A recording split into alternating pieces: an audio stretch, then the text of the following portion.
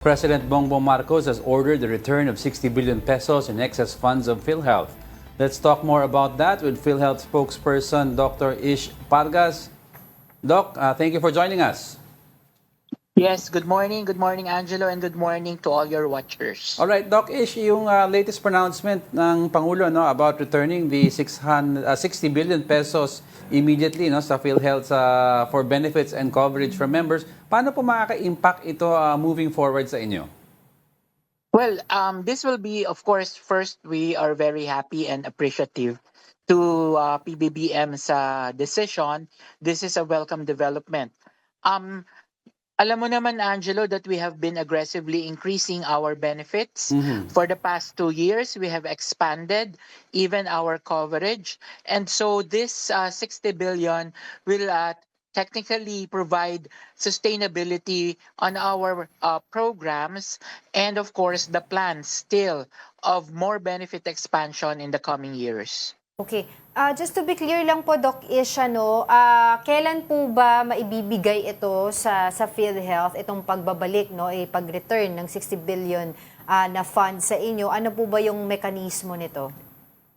Yes, good morning, Angela. Yes. But although it was said that it should be returned immediately, we still don't know yet the mechanism on how this will be returned to us, whether this will be part of the savings for 2025 or part of the 2026 General Appropriations Act. So we are still waiting for that.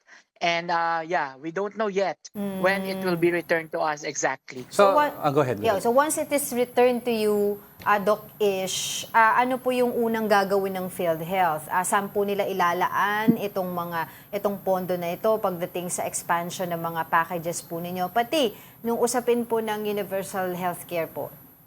Well, opo. So, unang-una, syempre, siya ay mapapadagdag sa ating retained earnings. And of course, kung kakailanganin na po, we will, especially kasi ngayong taong ito, we plan to expand yung ating kala-launch lang na benefit package, yung ating gamot, wherein we provided free medicines, 54 medicines to every Filipino with a 20,000 peso package for everyone for the whole year.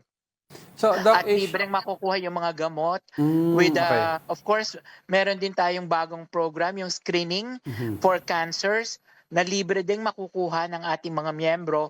So this will actually help provide and sustain the funding for those. So Doc Ish, parang correct me if I'm wrong pero yung paglalaanan nitong pagbalik ng pondo is more on capital expenditure rather than operational?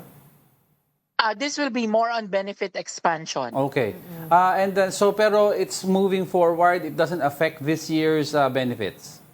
Yes, hindi naman po, Okay. because kahit wala po yung 60 billion na i-announce, ay talagang nakaplano naman po kami na magpalabas pa ng mga bagong benepisyo, katulad po nung nire-review natin yung ating benefits package for leptospirosis, for animal bites, for HIV, even our maternity benefit packages for normal spontaneous delivery, and even cesarean, ay nire-review rin po natin. So kahit po wala yung 60 billion, Okay. we are still continuing to expand our benefits. Okay. Doc Ish, alam naman po natin nagkaroon po ng malaking kontrobersiya itong pag-alis po ng pondo sa PhilHealth and of course nagkaroon po ng trust issues among the members regarding this.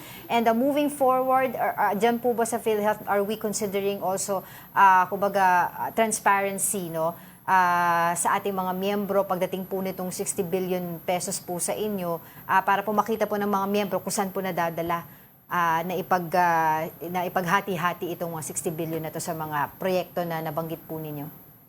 Yeah, tama ka dyan, Angela.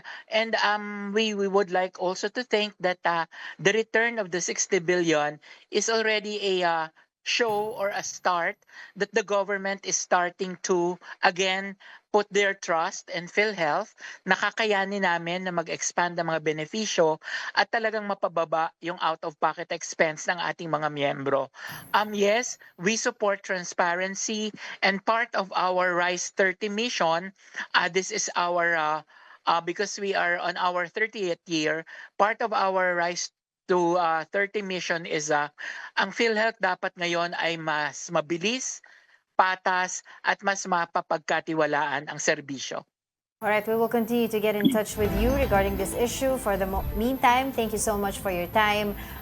PhilHealth spokesperson Dr. Ish Pargas.